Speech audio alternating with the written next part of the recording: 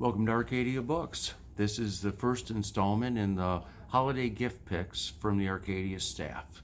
So I'd like to start with 3 books that I think everybody would enjoy. I've spent a little more time in nature this year than normal. So the first one is What It's Like to Be a Bird. It's beautifully illustrated. It has all kinds of facts about birds that you might not be aware of, and I've already given several of these away as gifts.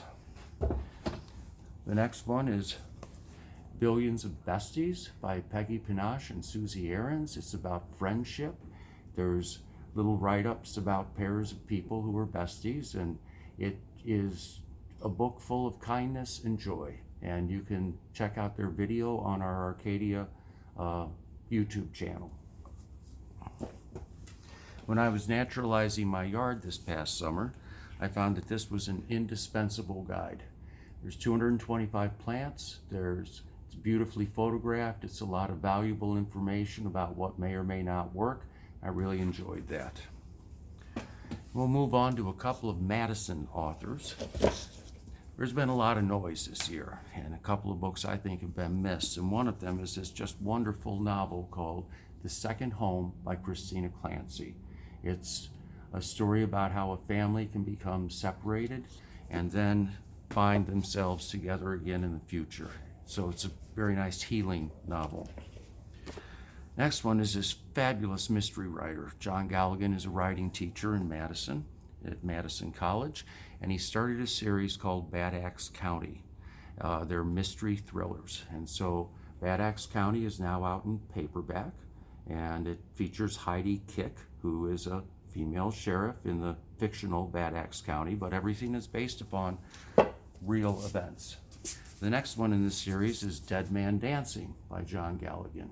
And this touches on a number of other subjects, but John is skilled in taking the nuances of this culture that we live in and then turning it into a very cinematic style of writing that'll just keep you gripped to that book until you're done.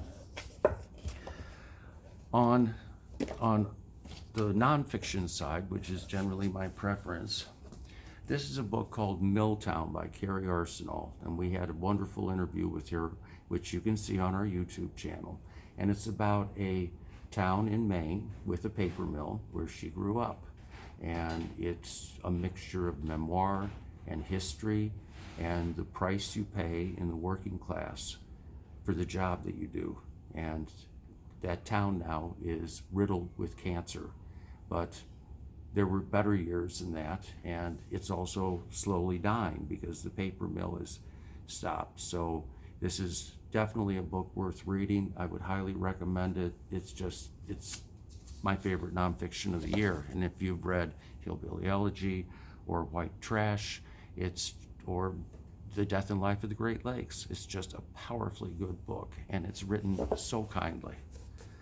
Story of More by Hope Jahren. She's known for Lab Girl, which was an excellent book as well. But this talks about sharing more and having less. And it's a great approach to understanding the impact of humans on our planet and what we can do about it. And then finally, there's 2 books that I was quite taken by. And we have been having a local community group here talk about systemic racism. And once you've read White Fragility, the question comes up, well, what can I do now? And this book, White Tears, Brown Scars, talks about the way that feminism oftentimes excludes people of color. And it's very well done. And Black Fatigue by Mary Frances Winters. And this underscores why then is now, and things that we thought maybe had changed really haven't changed at all. So I would recommend reading both of those. It's a great conversation starter. And that completes the 10 books that I would recommend as gifts for this giving season. Be well. Thank you.